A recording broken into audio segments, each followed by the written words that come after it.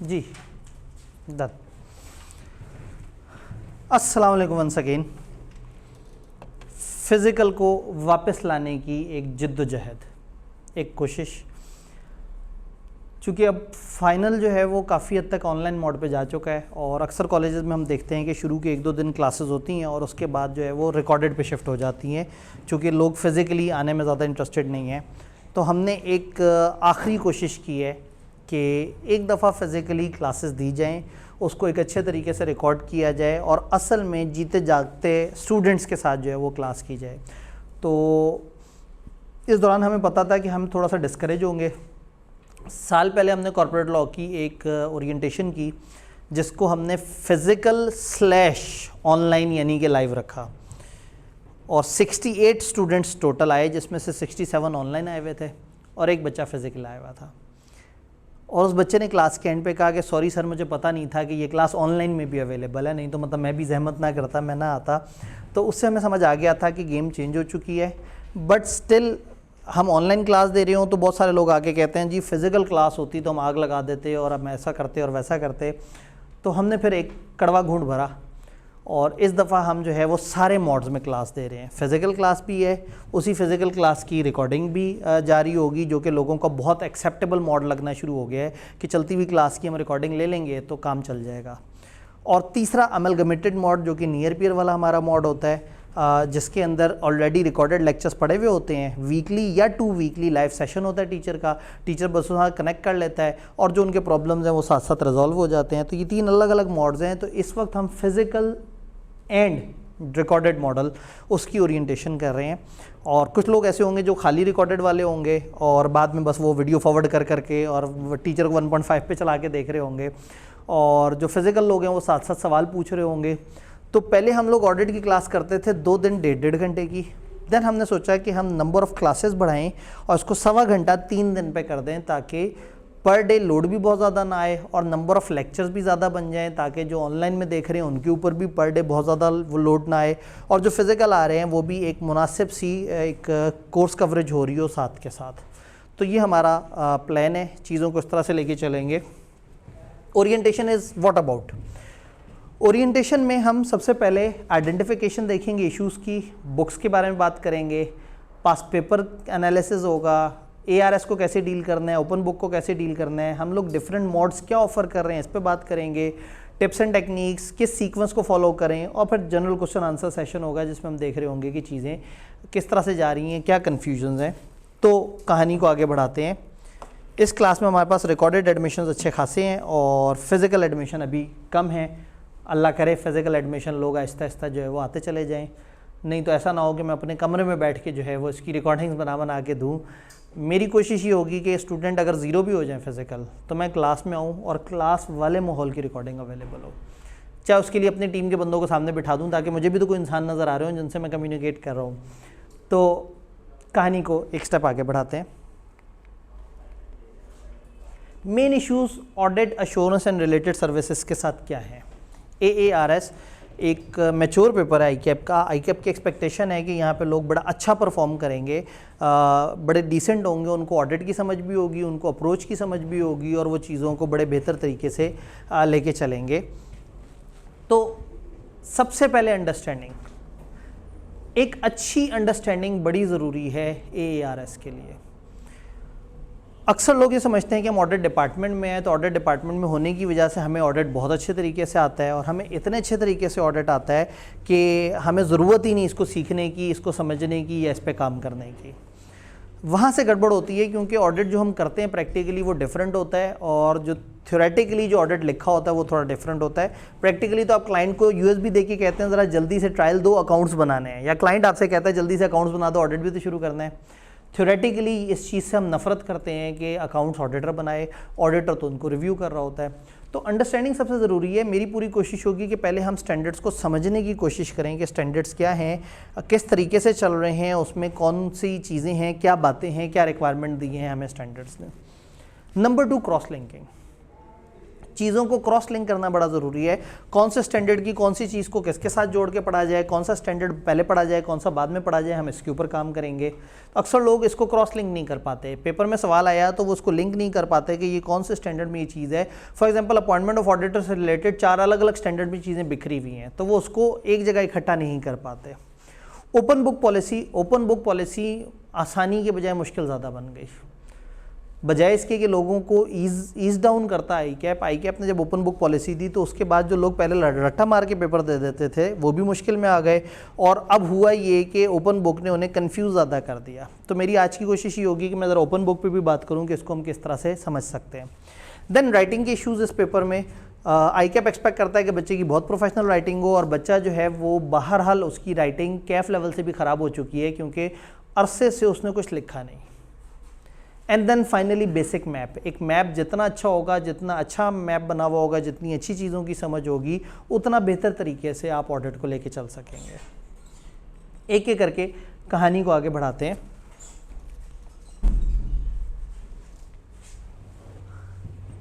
Effectively audit को लेके चलें तो क्या करें, किस तरह से करें, थोड़ा सा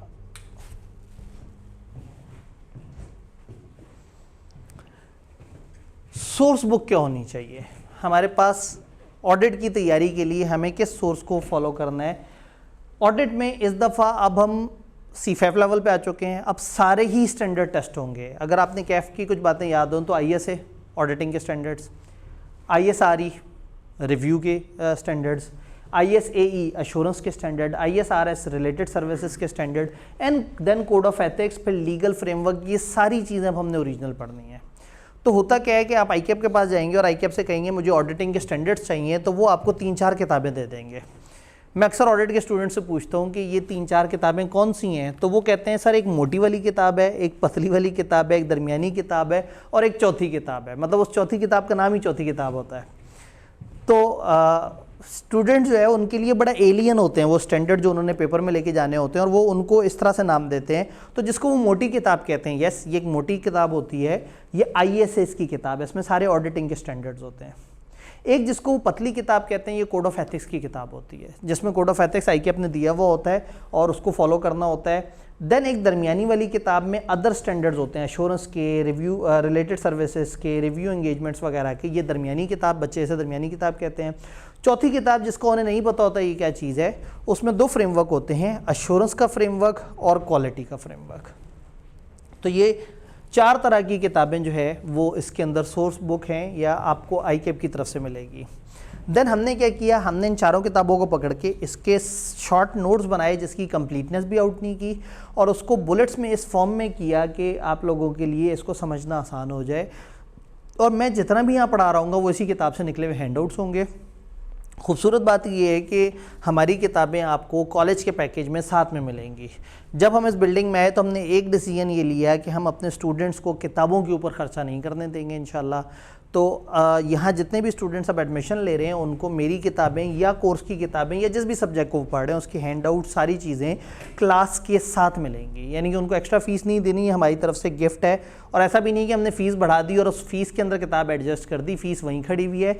ये किताबें हमारी तरफ से गिफ्ट मिलेंगी। फॉर एग्जाम्पल मेरी किताब 2 वॉल्यूम्स में है, एक वॉल्यूम में नोट्स हैं और सेकेंड वॉल्यूम में पास पेपर्स की एक्सटेंसिव प्रैक्टिस है। वो दोनों वॉल्यूम स्टूडेंट्स को क्लास के साथ मिलेंगे। अभी एक दफ़ा देखना होगा कि बुक शॉप पे कितनी अवेलेबल हैं, और कई दफ़ा क्या होता है पब्लिशर कहता है सर आप हमें दोबारा दे दें, हम उसको रीप्रिंट करना है, तो मैं उनको रीप्रिंट करने के लिए भी किताब दे सकता हूँ। तो ये 1 आध दिन में हमें पता लग जाएगा कि हमारे पास किताब कितनी ज़्यादा पड़ी हुई है। थोड़ा सा आगे बढ़ते हैं, पास पेपर एनालिसिस की बात करते हैं। पास पेपर एनालिसिस इतना बारीक है कि मुझे भी यहाँ पे पूरा नज़र नहीं आ रहा, और जो वीडियो के यूज़र्स हैं उनको तो बिल्कुल कुछ नहीं समझ आ रहा होगा। लेकिन बहरहाल अगर हम इसको थोड़ा सा जूम करने की कोशिश करें तो मैं ये बताऊं कि ये स्पेसिफिक एरियाज़ हैं ऊपर, ये ऑडिटिंग के स्टैंडर्ड्स हैं, और ये एश्योरेंस और बाकी स्टैंडर्ड है। यानी एश्योरेंस और बाकी स्टैंडर्ड मैंने नीचे रखे, ऑडिट के स्टैंडर्ड्स यहाँ रखे, और कुछ स्टैंडर्ड्स की कम्बिनेशन मैंने उधर, यानी कि रिस्क असेसमेंट इसमें 5 स्टैंडर्ड्स कवर हो रहे हैं, वो ऊपर है। फिर ऑडिट रिपोर्ट्स, एक सेट बना दिया, कोड ऑफ एथिक्स एक सेट बना दिया, मिसलेनियस अकाउंटिंग की एरियाज एक सेट बना दिया। ये मैं सॉफ्ट में व्हाट्सएप ग्रुप में भी शेयर कर रहा हूँ, जिससे आपको ज़रा ज़्यादा इजीली समझ आ जाएगा कि ये एनालिसिस क्या कहना चाह रहा है। ये एनालिसिस ये कहना चाह रहा है कि एक बड़ी तादाद का पेपर स्पेसिफिक एरिया से आ रहा है। स्टैंडर्ड जो है वहाँ से तकरीबन 20% ऑफ द पेपर आ रहा है और 10% of the paper other standard से आ रहा है। यानी कि हम कह सकते हैं कि पेपर का 60-70% सिलेक्टेड एरिया से आ रहा है। अगर हम इसको सम अप करें तो 3 एरियाज़ यानी कि risk assessment, code of ethics और ऑडिट रिपोर्ट की जो इम्प्लीकेशन है वो मिला के हमारे पास 60, 70, 80 इस तरह के नंबर्स में हमारे पास ये डाटा आ रहा है, जो कि काफ़ी ह्यूज तादाद है। देखते हैं इसमें क्या ये हमें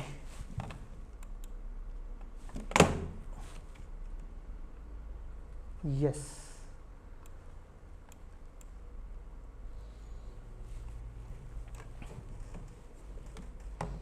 थोड़ा जूम कर लेते हैं ताकि इसकी अंडरस्टैंडिंग थोड़ी सी और बेहतर हो जाए। रिस्क असेसमेंट जिसमें 240, 315, 520, 550, 570 ये 5 स्टैंडर्ड्स हैं। औसतन 20, 25, 23, 22 इतने नंबर के लिए आ रहा है। Code of ethics 15, 10, 15, 15, 13, 10, 8। Implication on audit report 45, 25, 40, 10 इस तरह से आ रहा है। तो अगर हम देखें तो 3 एरिया से 80, 60, 78, 47 औसतन इतना पेपर आ रहा है। यानी कि अगर मैं पिछली सारी अटैम्प्ट्स की वेटेड एवरेज निकालूँ तो 57% ऑफ द पेपर ये 3 एरियाज़ में से आ रहा है। सेकेंड एरिया अगर हम देखें तो हमने वेरी इंपॉर्टेंट एरियाज़ में तकरीबन 6-7 टॉपिक्स की लिस्ट बनाई है। और अगर हम इधर से देखें तो औसतन हमारे पास जो पेपर है वो 26% आ रहा है। तो 26 और 57 को अगर हम टोटल मिला के देखें तो ये तकरीबन 83% के करीब बन जाता है इन 2 सिलेक्टेड एरिया से। और बाकी फिर जहाँ से दरमियाना सा कोई पिछली कई अटैम्प्ट्स में 1-2 दफ़ा आ गया, पिछली 26 अटैम्प्ट्स में सिर्फ 1 दफ़ा आया, पिछली 26 अटैम्प्ट्स में 1 दफ़ा भी नहीं आया। तो ये हमने अलग अलग कैटेगरीज बनाई हुई हैं और ये एनालिसिस की ये जो हैंड आउट है ये आपको मिल जाएगा अलग से। अगर मैं इसमें पिछले पेज की बात करूं, उसको जूम करने की कोशिश करूं, तो मैंने आपको कहा कि ये स्पेसिफिक एरियाज़ हैं। कुछ रिस्क असेसमेंट का एरिया, ऑडिट रिपोर्ट की implication, code of ethics, specific accounting areas, miscellaneous. गिनती के 3-4 ऐसे सवाल हैं जो उस जगह से आए हैं जो हमारे किताब में, हमारे सिलेबस में कहीं नहीं थे, अचानक से आई कि आपने पूछ लिया और सोचा ये तो बच्चे जवाब दे ही देंगे। और देन अपॉइंटमेंट के जो स्टैंडर्ड्स हैं, इन चंद स्पेसिफिक एरियाज़ को देखें तो 80, 77, 100, 56, 84, 69, 53, 59, 86, 80 इतने ह्यूज नंबर में इन सिलेक्टेड एरिया से सवाल आ रहे हैं। तो सबसे पहले तो हम अपने सिलेबस को समझ रहे हैं कि हमारे सिलेबस में कुछ एरियाज़ की वेटेज थोड़ी सी ज़्यादा है। इस वेटेज को देखते हुए और उस चीज़ को देखते हुए कि एक ऑडिट को किस तरतीब में पढ़ना चाहिए, क्या है, मैंने एक आइडियल सीक्वेंस जनरेट किया है सिलेबस का कि जिसमें अगर हम अपने सिलेबस को पढ़ें तो बड़ी अच्छे लेवल पे हमारी अंडरस्टैंडिंग हो सकती है। यानी कि अपॉइंटमेंट ऑफ ऑडिटर ISA 210, 220 और इसके साथ ISQC 1 जुड़ता है और फिर लीगल कंसिडरेशन, कंपनीज एक्ट, थोड़ा सा बैंकिंग, थोड़ा सा इंश्योरेंस, ये एक पूरा ब्लॉक बन जाता है। अपॉइंटमेंट ऑफ ऑडिटर हम कहानी को यहाँ से स्टार्ट करते हैं। इससे क्या होता है कि ये वो वाली चीज़ है जिसकी थोड़ी कैफ पे भी डिस्कशन हुई हुई है, हमारी बेस अच्छी बन जाती है। देन हम आते हैं 700 सीरीज़ पे। 700 सीरीज़ में 2 स्ट्रेट फॉरवर्ड स्टैंडर्ड और 2 स्टैंडर्ड जिसमें ओपिनियंस होती है, इसकी प्रैक्टिस करते हैं, इसको समझते हैं। तो at the end of audit हमने क्या करना है, कैसे करना है, उसका एक मैप बन जाता है। फिर 500 सीरीज़ चंद स्टैंडर्ड्स को छोड़ के जो किसी ना किसी और जगह, फिर 600 सीरीज़, 800 सीरीज़, फिर हम कोड को लेके चलते हैं, फंडामेंटल प्रिंसिपल, कॉन्सेप्चुअल फ्रेमवर्क। फिर यहाँ कोड 290, 291 लिखा हुआ है। ये पुराने जो यूज़र्स हैं उनको याद होगा कि एक 290 और 291 ये 2 पोर्शन हुआ करते थे कोड के, जिसमें प्रैक्टिस होती है मुख्तलिफ तरह के चार्टर्ड अकाउंटेंट्स की। चार्टर्ड अकाउंटेंट इन प्रैक्टिस जो है वो अश्योरेंस और ऑडिट के क्लाइंट्स से रिलेटेड क्या क्या काम करते हैं वो यहाँ है। आज के दौर में इस वक्त इसका रिवाइज नाम है 4A 4B, part 4A part 4B। ये कोड ऑफ एथिक्स में हमें बताएगा इंडिपेंडेंस से रिलेटेड चीज़ें।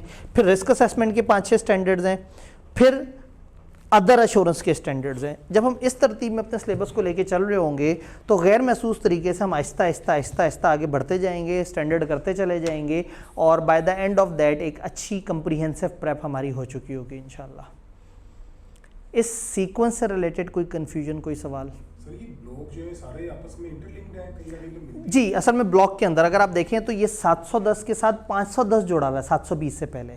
इसका मतलब है 510 ओपनिंग बैलेंसेस की बात करता है, 710 पिछले साल की अगर आपको रिपोर्ट के ऊपर जिम्मेदारी दी गई है तो क्या होगा, तो ये दोनों ऐसे हैं जो एक दूसरे को रेजोनेट करते हैं। Same goes with 315 risk assessment है और 570 उस रिस्क असेसमेंट का गोइंग कंसर्न के हिसाब से इम्पैक्ट है। इसी तरह से 240 फ्रॉड और 550 रिलेटेड पार्टी है। तो मैंने इस तरह से तरतीब बनाई है कि जो रेलिवेंट रिलेटेड स्टैंडर्ड्स हैं, फॉर एग्जांपल 220 करने के बाद ISQC1 बहुत अच्छा समझ आता है, क्योंकि ISQC1 ने सेम क्वालिटी प्रपोजिशन पूरी फर्म पे लगाई हुई है और 220 किसी एक ऑडिट की बात करता है। तो ये चीज़ें इस तरह से हैं। तो ये एक सीक्वेंस इस तरह का बनाया है, जिस सीक्वेंस में हम चलें तो हम एक डिसेंट टाइम में ऑडिट को ख़त्म भी करते जा रहे होते हैं और बड़ी अच्छी ग्रिप बन जाती है हमारी। एक स्टेप आगे चलते हैं। हमने कहा 3 मॉड है, यहाँ अमेलगमेटेड नहीं लिखा हुआ क्योंकि हम इस वक्त SBI में हैं और अमेलगमेटेड मॉड नियर पीयर पे ऑफर हो रहा है। उसमें क्या होता है, रिकॉर्डेड वीडियोस पहले से पड़ी हुई होती हैं और लाइव सेशन होता है 1 हफ्ते या 2 हफ्ते बाद लाइव सेशन, जिसमें टीचर बच्चों के सवालों के जवाब दे रहा होता है। फिजिकल मॉड क्या है, आप सामने आए, फिजिकली आपने पढ़ा, साथ क्लास अटेंड की, घर चले गए, जो क्लास मिस हो गई वो मिस हो गई।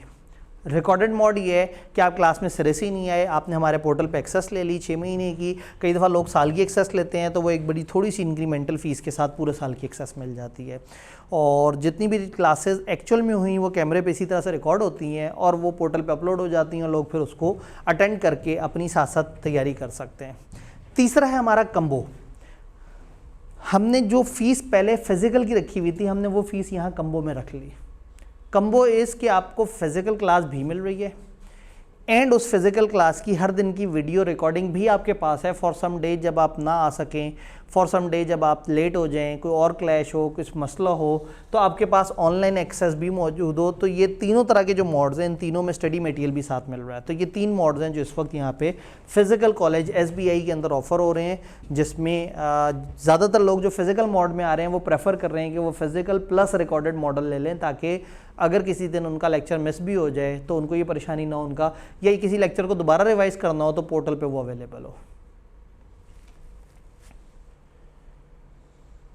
ऑडिट को कैसे लेके चलें, नॉर्मली हम ये कहते हैं कि जब आप ऑडिट की क्लास में मौजूद हैं तो आपने चीज़ों को समझना है। पहला स्टेप ये है कि क्लास में आपको समझ आनी चाहिए। मैं लेक्चर के दौरान मुख्तलिफ स्टैंडर्ड्स, मुख्तलिफ चीज़ों को, मुख्तलिफ पैराग्राफ्स को, मुख्तलिफ पॉइंट्स को डिस्कस कर रहा हूँगा। मेरी कोशिश ये होगी कि आप लोग मेरा साथ दें, आप लोगों को साथ साथ बात समझ आ रही हो, इसमें 2 वे कम्युनिकेशन हो रही हो, हम डिस्कशन करें, मैं जो पढ़ाऊँ उसको हमने अच्छी तरह से समझना है। या तो आप फिज़िकल क्लास ले रहे हो या आप recorded version actual physical class का, अगर आप ऑनलाइन यूज़र हैं तो आप वो ले रहे हो। तो पहला स्टेप है अंडरस्टैंडिंग, रादर देन कि किताब उठा के उसमें सर मारा जाए। आप एक दफ़ा मेरा लेक्चर अटेंड कर लें या फिज़िकली सुन लें, फिज़िकली आ जाएं, या अगर आप ऑनलाइन स्टूडेंट है तो आप रिकॉर्डेड मोड में उसको अटेंड कर लें। जब आप इस मोड में लेक्चर को समझ चुके होंगे तो आपकी एक अंडरस्टैंडिंग बन जाएगी। अब अंडरस्टैंडिंग के साथ आपने माइंड मैपिंग की तरफ आना है। अंडरस्टैंडिंग बन गई, मैंने यहाँ पे लेक्चर्स में स्लाइड्स के साथ पढ़ाया होगा, वो स्लाइड्स मैंने निकाली होंगी अपनी किताब से, road towards audit assurance and related service.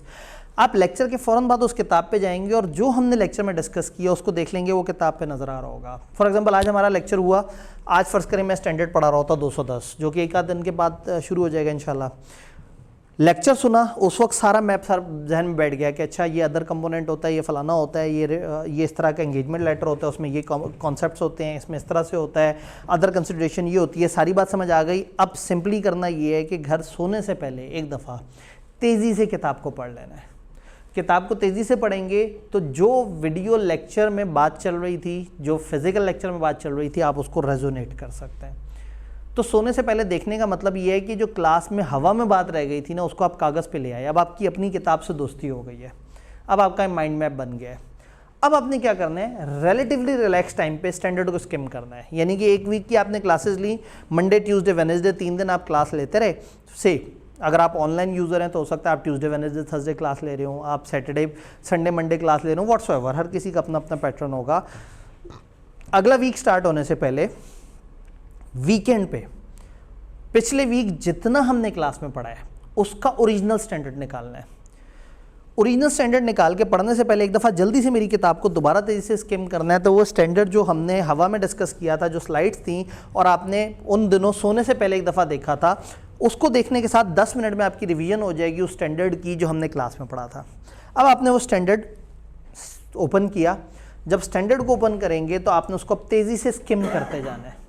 उसको आपने बड़ा कम टाइम में पढ़ना है, आंखों से गुजारना है। उसमें सारी वही बातें नज़र आएंगी जो हमने क्लास में डिस्कस की हैं, स्लाइड्स पे थी, लेकिन क्या होगा, कॉन्फिडेंस बढ़ जाएगा, आप उसे हाईलाइट कर लेंगे।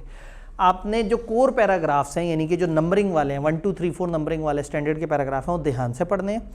और जो एप्लीकेशन पैराग्राफ हैं A1 A2 A3, उसको थोड़ा सा स्किम करना है, हाईलाइट करते जाना है। जहाँ पे आप डिफरेंट हाइलाइटर्स यूज़ कर सकते हैं कि एग्जांपल के लिए हमेशा ग्रीन से हाईलाइट करूँगा, जहाँ रिक्वायरमेंट बताई हुई है उसको हमेशा रेड से हाईलाइट करूँगा, जहाँ फलाना बताया हुआ उसको इस तरह से हाईलाइट करूँगा। एप्लीकेशन पैराज जितने भी होंगे उसमें 2 तरह के पैराग्राफ आपके काम के होंगे। नंबर 1 वो पैरा जिसमें बीच में कोई काम की एग्जांपल दी है, आप बीच में से एग्जांपल को हाईलाइट कर लेंगे। और नंबर 2 हर वो पैरा जिसमें बुलेट्स नज़र आ रही हैं वो काम का है। उसमें ज़्यादातर वो एडिशनल पॉइंट्स बता रहे होते हैं पिछली वाली रिक्वायरमेंट से।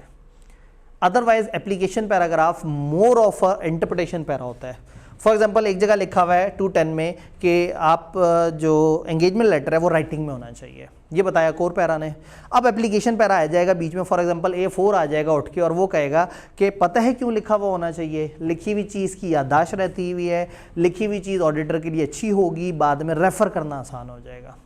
इसका मतलब ये है कि फ़ज़ाइल बयान की हैं उसने बाद में, यानी कि हमने कोर पैरा पढ़ा और एप्लीकेशन पैराग्राफ ने उसके ऊपर सिर्फ कमेंट्री की है। कई दफ़ा एप्लीकेशन पैराग्राफ ये बताता है, याद करो ISS 710 में भी ऐसी बात पड़ी थी, तो रेफरेंशियल पैरा होता है। तो एप्लीकेशन पैरा ज़्यादातर पिछली ही चीज़ को रेजोनेट कर रहे होते हैं, दोबारा याद करा रहे होते हैं, कोई एग्जांपल दे रहे होते हैं। तो एप्लीकेशन पैराज में जहाँ बुलेट्स हैं वो इंपॉर्टेंट है, और जहाँ कोई एग्जांपल हो और वो अच्छी लगी तो बस उसको हाईलाइट कर लिया। अदरवाइज एप्लीकेशन पैराग्राफ को बस ऊपर ऊपर से तेज़ी से पढ़ लेना है। अगर लेक्चर सुना हुआ है तो शायद आधे घंटे में आप एक स्टैंडर्ड की स्किमिंग कर लें। अगर आपने लेक्चर ना सुना होता और स्टैंडर्ड खुद से लेके बैठते तो 4 घंटे तक टक्कर मारते रहते, स्टैंडर्ड समझ ना आता, उसकी लैंग्वेज बहुत ही खुश्क होती। क्लास लेने का फ़ायदा ये है कि स्टैंडर्ड की ओवरऑल सेंस बन जाएगी, मैप बन जाएगा, और बाद में आपके लिए रिवाइज़ करना बड़ा आसान होगा। आप स्टैंडर्ड खोल के उसको हाईलाइट कर लेंगे। जब ऐसा हो गया, आपने हाईलाइट कर लिया, मार्क कर लिया, तो बस फिर तो मसला हल हो गया। अब स्टैंडर्ड से आपकी दोस्ती हो गई है। आप अगले दिन क्लास में पहुंचे, आपने कहा सर पैरा नंबर 26 मुझे नहीं समझ आया, पैरा नंबर फलाना समझ नहीं आया, पैरा नंबर ये वाला नहीं समझ आया। ऑनलाइन रिकॉर्डेड यूज़र्स के लिए हम कुछ एडिशनल वीडियोस भी अपलोड कर सकते हैं, जिन वीडियोस के अंदर हमने मुख्तलिफ स्टैंडर्ड्स के जो टेक्निकल क्वेश्चंस हैं उनको डिस्कस किया हुआ है। कुछ फॉर एग्जांपल A11 क्या कहना चाहता है, A21 में क्या लिखा हुआ है, तो बहुत सारे लोगों को पढ़ के एहसास होता है। तो फिज़िकल के जो यूज़र्स हैं उनके लिए तो आसान है, वो घर से पढ़ा, अगले दिन क्लास में आए और उन्होंने कहा सर ये पैरा A11 क्या कह रहा था, ये हमें नहीं समझ आया। रिकॉर्डेड वालों के लिए सहूलत ये होगी कि उनको एडिशनली वो मुश्किल पैराज जो टिपिकली लोगों को कंफ्यूज करते हैं, उनकी इंटरप्रिटेशन जो है वो वहाँ पे अवेलेबल हो जाएगी, जिसको वो सुन के उन्हें समझ आ जाएगा कि अच्छा इस वाले पैरा में ये था, इस वाले पैरा में ये था। तो फिज़िकल वाले साथ में पूछ लेंगे, और ऑनलाइन वाले चूँकि पूछ नहीं सकते, या पूछेंगे भी तो व्हाट्सएप में पूछेंगे और उसमें वो सवाल जवाब इतना ऊपर नीचे होता है कि चीज़ें मैसअप हो जाती हैं।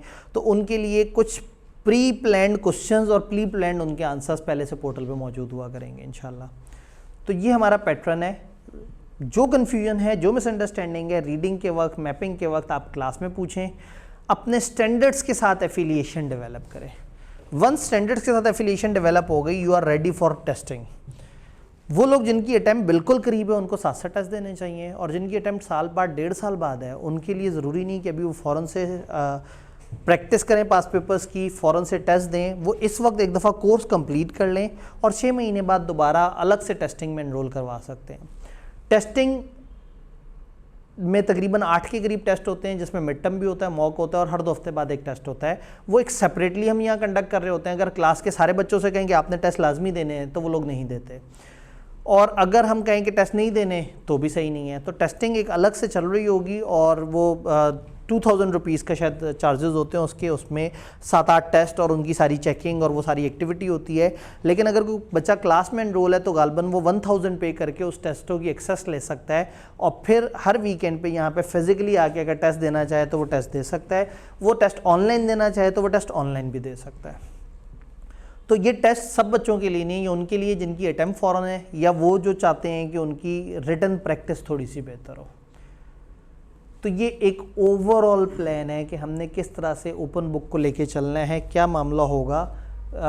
डिस्कशन पहले दिन हमारी बहुत ज़्यादा नहीं थी, तो यहाँ पे जो है वो आपका कोई सवाल, कोई कन्फ्यूजन, कोई परेशानी अगर है तो बताइए।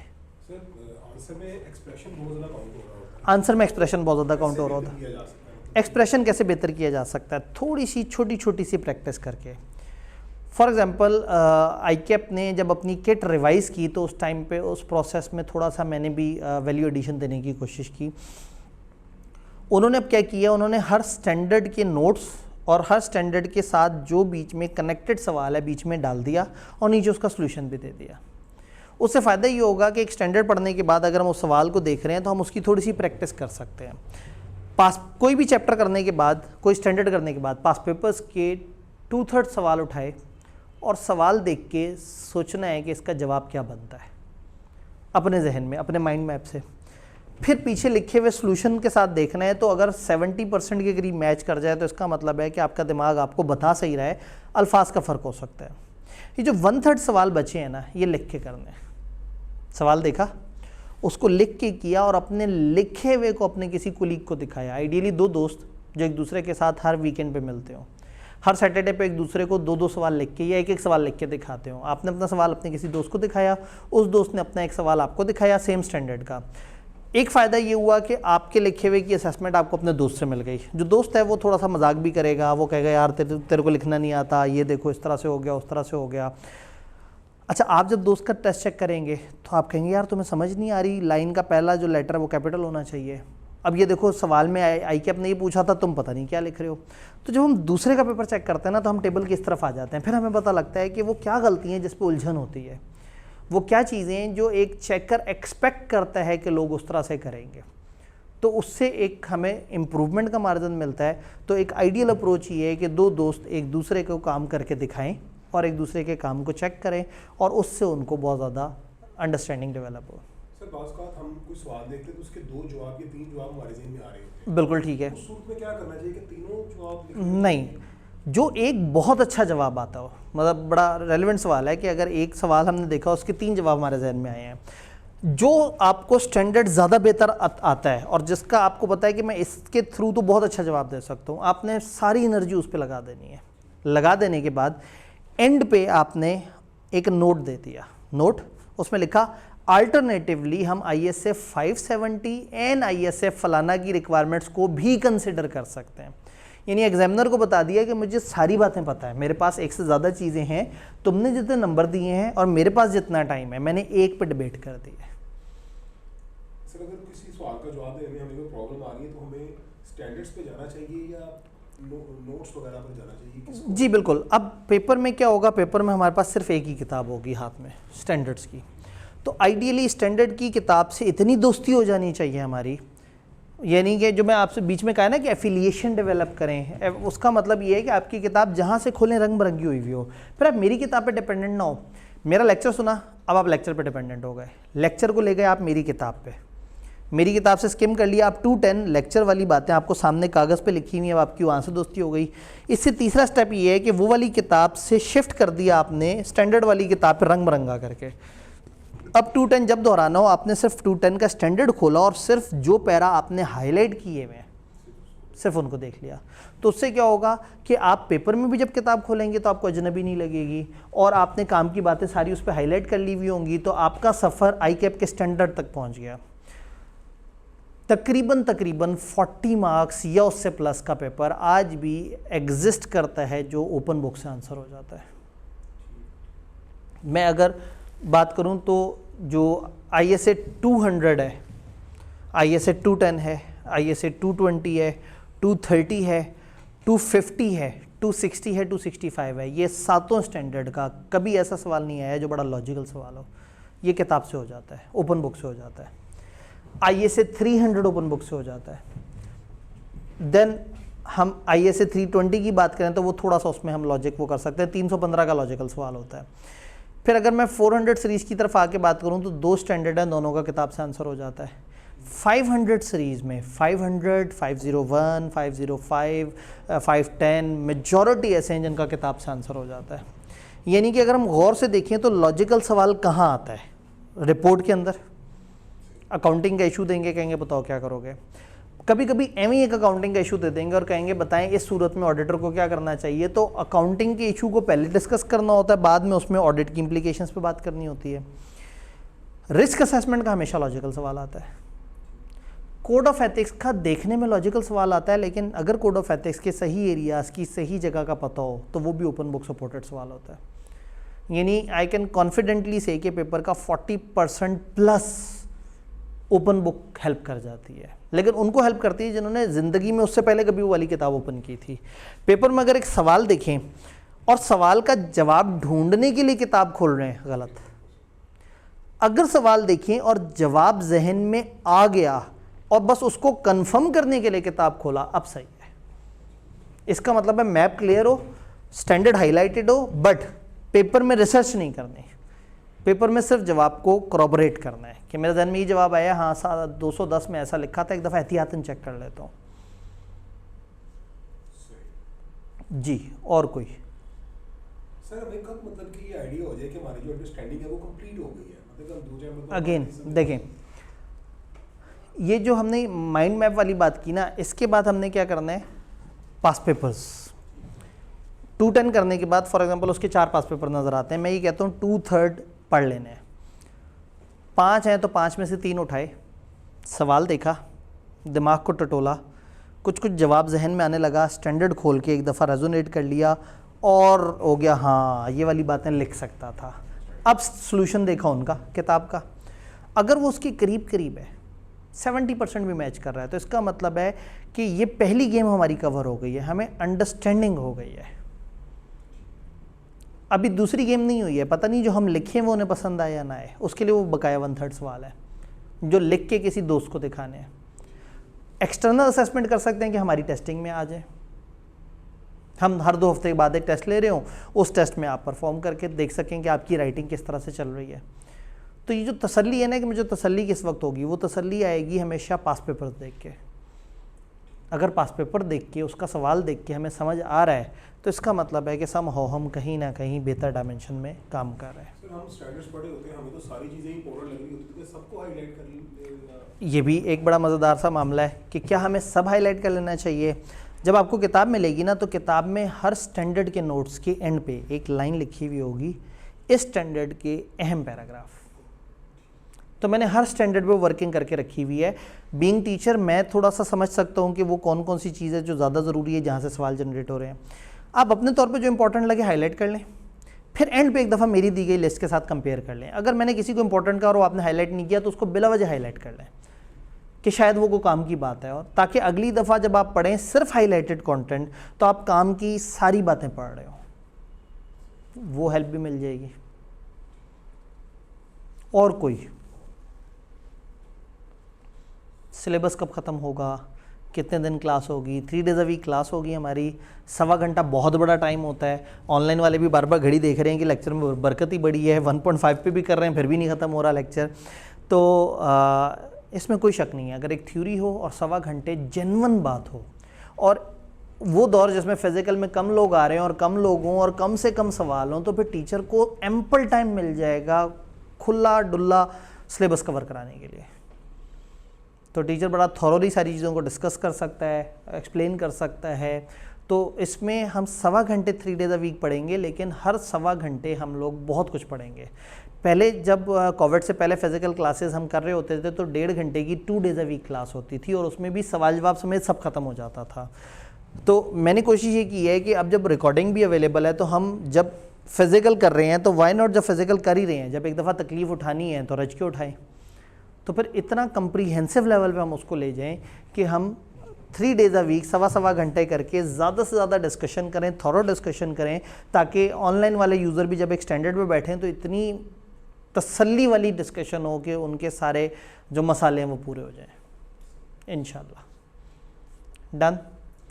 तो ठीक है जी, इसके साथ ही फ़िज़िकल के सारे हाज़रीन और जो है वो ऑनलाइन के जो है वो हाज़रीन जो है उनसे इजाज़त लूँगा। कॉलेज वालों ने भी बताया था कि सर ऑनलाइन की तरफ ही लोगों का रुझान है, और मैंने शुरू में उन्होंने कहा था कि भाई मुझे फ़िज़िकल में मत धकेलें। उन्होंने कहा सर एक दफ़ा फ़िज़िकल बड़ा ज़रूरी है।